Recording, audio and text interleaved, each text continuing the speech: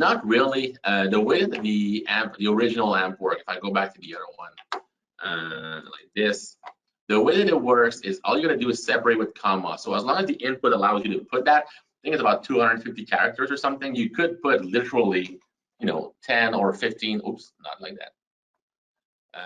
10, 15, 20 different apps, as long as you follow the format and you do it proper, because what we do is once we get that list, here we split it into an actual list with a comma separator. Then we see for each item in the list install. So I'll just loop through and do it. You could technically batch it, but I decided to do it like that because I find it a little cleaner for me to review if there's any issues. But it will work very well that way. So there should not be any hard set limit. It's more just the size of the actual parameter that would be limiting you in that case.